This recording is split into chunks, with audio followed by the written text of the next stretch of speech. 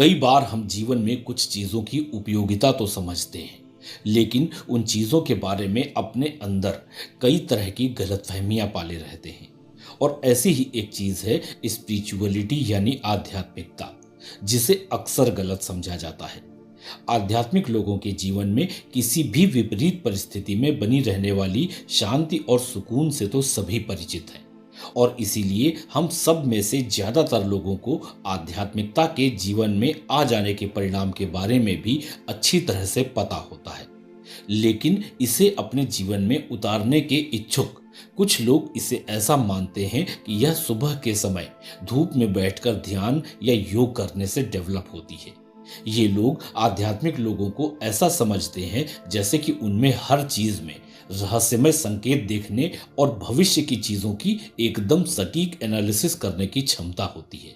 ये आध्यात्मिक लोगों की कल्पना ऐसे लोगों के रूप में करते हैं जैसे वे यूनिवर्स के संकेतों को बादलों में बनने वाली विभिन्न आकृतियों के रूप में देख सकते हैं। लेकिन आप समझते हैं कि ये सब वास्तविकता नहीं है। आध्यात्मिकता इन पुरानी मनगढ़ंत सोच से कहीं अधिक है। यह केवल बेहद शांत दिखने वाली गतिविधियों या किसी उद्देश्य को ध्यान में रखकर किए जाने वाले कामों के बारे में नहीं है। सच्ची आध्यात्मिकता में हमारे अंदर गहरे में छिपे हुए कई डर और चुनौतियों का सामना करना भी शामिल है। सामान्य सोच से कहीं आगे यह स्वयं के उन भागों में गोता लगाने जैसा है जिनके बारे में आप खुद भी अभी अनजान होते हैं। ये आपके वे हिस्से हो सकते हैं जिनका अन्वेषण करने या जिन्हें एक्सप्लोर करने से आपको डर लगता है। यह यात्रा कठिन और संघर्षपूर्ण हो सकती है, और इसीलिए आज मैं आपके साथ 5 बातें शेयर करना चाहता हूं जिन्हें केवल वही लोग समझ सकते हैं जो अपने प्रति आध्यात्मिक रूप से अत्यधिक उत्सुक, जागरूक और प्रतिबद्ध हैं, ताकि आप भी खुद को आंकने से पहले उन्हें समझ सकें। पहली बात है आध्यात्मिक जागृति की आधारभूत वास्तविकता। सामान्य तौर पर जब भी हमें किसी आध्यात्मिक जागृत व्यक्ति की कोई इमेज या पिक्चर देखने को मिलती है तो उसमें उस व्यक्ति को एक सुंदर, ज्ञानवर्धक और अनुभवी व्यक्ति के रूप में चित्रित किया जाता है, जो गहन स्पष्टता, सुकून और आनंद के क्षणों से भरा प्रतीत होता है। और यही पिक्चर सबसे बड़ा भ्रम पैदा करती है, क्योंकि आध्यात्मिक जागृति की वास्तविकता हमेशा आनंदमय ही नहीं होती। इनफैक्ट यह धारणा एकदम उल्टी भी हो सकती है। जब आप आध्यात्मिक जागृति की यात्रा शुरू करते हैं तो यह समझना महत्वपूर्ण है कि यह केवल शांति और सुकून की खोज के बारे में नहीं है। यह प्रक्रिया कठिन और एकदम कच्ची हो सकती है। आप जान लें कि इसमें मुख्य रूप से अपने आप में गहराई से उतरना और अपने ही जीवन के उन पहलुओं का सामना करना शामिल है जो कठिन, असुविधाजनक और कभी-कभी दर्दनाक भी हो सकते हैं। आप अपने भीतर छिपी हुई उन भावनाओं, अनसुलझे आघातों और गहराई से जमी हुई उन मान्यताओं का सामना कर सकते हैं जिन्होंने आपके और दुनिया के बारे में आपकी धारणा को आकार दिया है। स्वयं के इन पहलुओं का सामना करना कठिन और चुनौतीपूर्ण हो सकता है, और जाहिर सी बात है कि तब यह सुंदर तो कदापि महसूस नहीं हो सकता। इस प्रक्रिया में भ्रम की परतें, झूठे एहसास और आपके द्वारा ओढ़े गए विश्वासों को हटाना शामिल है। यह खुद का एक बड़ा हिस्सा खोने जैसा महसूस हो सकता है, जो भटकावपूर्ण और भयावह हो सकता है। यह एक तरह से आपके अहंकार को खत्म करने का एक रूप है, जहां अब आप उन सभी चीजों पर खुद ही सवाल उठा सकते हैं जिनके बारे में कभी आपने सोचा था कि आप अच्छी तरह जानते हैं। इसलिए इस यात्रा में बहुत ही ब्रॉड माइंड के साथ और खुली आंखों से जाना महत्वपूर्ण है, यह जानते हुए कि यह केवल सौंदर्य और शांति की तलाश के बारे में नहीं है। यह मानवीय अनुभवों के उस पूरे स्पेक्ट्रम को अपनाने के बारे में है जिसमें वे हिस्से भी शामिल हैं जो सत्य और जुड़ाव की गहरी समझ को उजागर करने की वजह से उतने सुंदर नहीं है। दूसरी है आध्यात्मिक लोगों का निर्माण टूटने के बाद होना। यह एक बहुत बड़ा मिसकंसेप्शन है कि आध्यात्मिक व्यक्ति हमेशा शांत, संयमित और संपूर्ण होते हैं। वास्तव में बहुत से लोग आध्यात्मिकता की ओर अपना रास्ता दर्द, नुकसान और कई तरह के इल्यूजन्स यानी भ्रम का अनुभव करने के बाद इन्हें समझने और इनके उपचार की तलाश में भटकने में ही पाते हैं।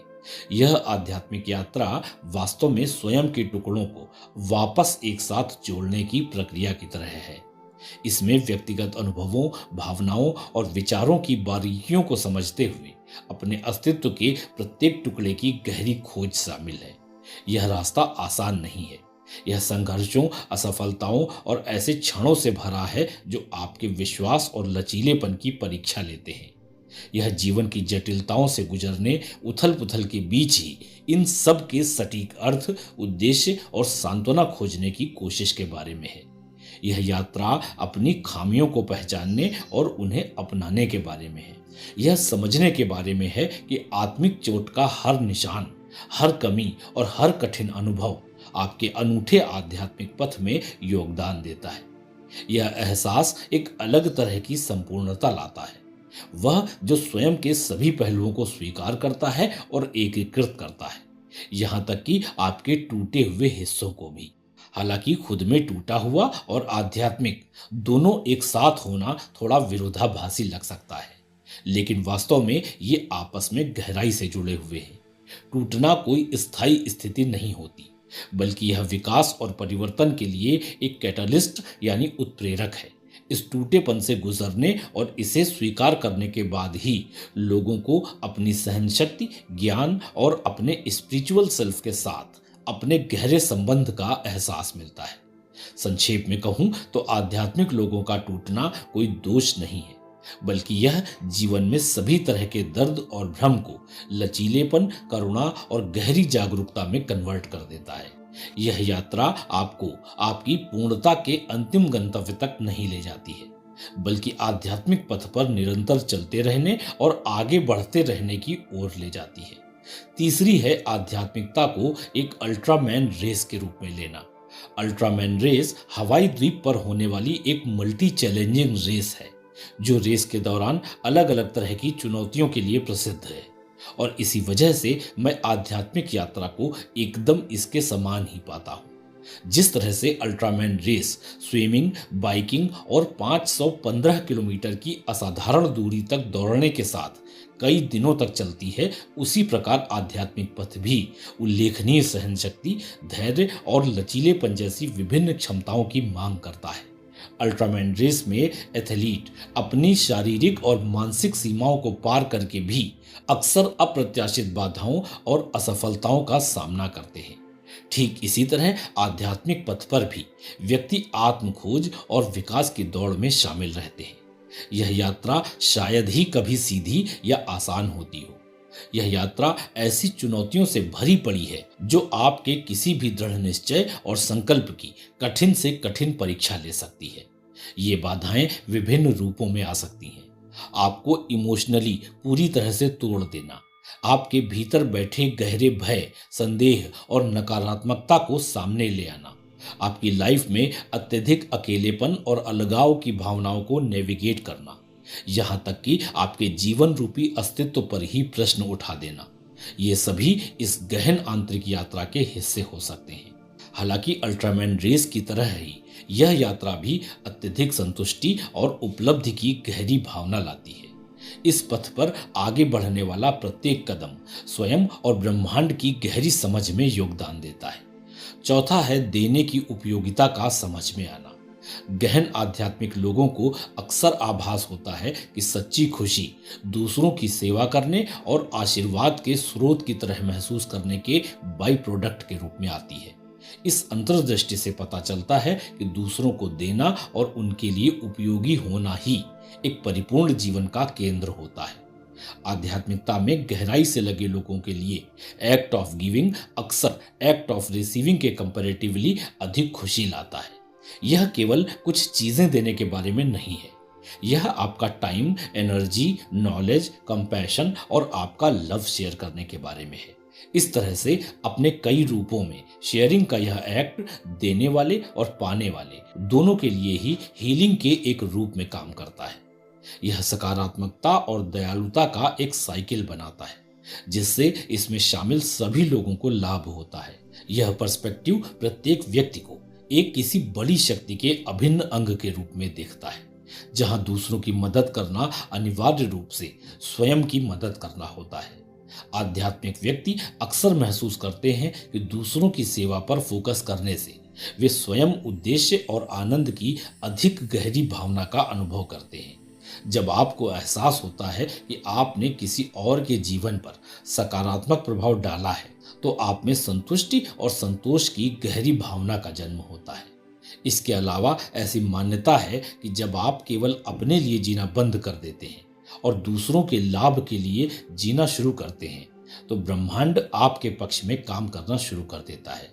निश्चित रूप से यह आपके अच्छे कामों के बदले में तुरंत ही कोई पुरस्कार मिलने जैसा नहीं है, बल्कि यह एक समझ है कि स्वयं को देने और सेवा करने के काम में इन्वॉल्व करके व्यक्ति स्वाभाविक रूप से एक ऐसा जीवन बनाता है जो अधिक समृद्ध, अधिक सार्थक और अधिक सामंजस्यपूर्ण होता है। पांचवी और सबसे जरूरी बात है कि आध्यात्मिक यात्रा कभी खत्म नहीं होती। जिस क्षण आपको विश्वास होता है कि आप समझ या आत्मज्ञान के अंतिम बिंदु पर पहुंच गए हैं, नए क्षितिज और गहरे सत्य अपने आप प्रकट होने लगते हैं। यह स्टेज सरप्राइजिंग हो सकती है और शुरुआत में आप थोड़ा कंफ्यूज भी हो सकते हैं। जैसे ही आप अपनी वर्तमान चुनौतियों पर काबू पाकर समझ के एक निश्चित स्तर तक पहुंचते हैं, सीखने और अनुभव करने के लिए आपके आगे बहुत कुछ नई संभावनाएं नई चुनौतियों के साथ हंसते हुए आपके सामने खड़ी होती हैं। हालांकि यह कोई झटका नहीं है, बल्कि यह आध्यात्मिक विकास की असीमित प्रकृति का एक प्रमाण है। यह एक रिमाइंडर है कि स्पिरिचुअल डेवलपमेंट का कोई प्री डिसाइडेड सिलेबस नहीं है जो एक निश्चित प्रक्रिया के अनुसार घोट कर पी लिया जाए। यह एक गतिशील सतत यात्रा है जो लगातार नए और अप्रत्याशित तरीकों से सामने आती रहती है। विकास का प्रत्येक चरण नए प्रश्नों, अनुभवों और आत्म खोज के गहरे स्तरों के अनदेखे दरवाजे खोलता है। आध्यात्मिक यात्रा का यह पहलू आपको और अधिक ब्रॉड माइंडेड, एडेप्टेबल, एक्सेप्टेबल और हम्बल यानी विनम्र बने रहने के महत्व को रेखांकित करता है। आई रियली होप कि आज के वीडियो में आपको खुद से रेजोनेट करता हुआ कुछ न कुछ अवश्य मिला होगा। इसलिए अगर ऐसा है और वीडियो आपको पसंद आया है, तो मेरे और वीडियो की तरह ही इसे भी लाइक करके अपने अनुभवों को कमेंट्स में लिख दीजिए। आप जानते हैं कि यह मुझे आपके लिए और अच्छे कंटेंट बनाने के लिए इनकरेज करता है। आपके बेस्ट वर्जन के लिए शुभकामनाओं के साथ फिर मिलते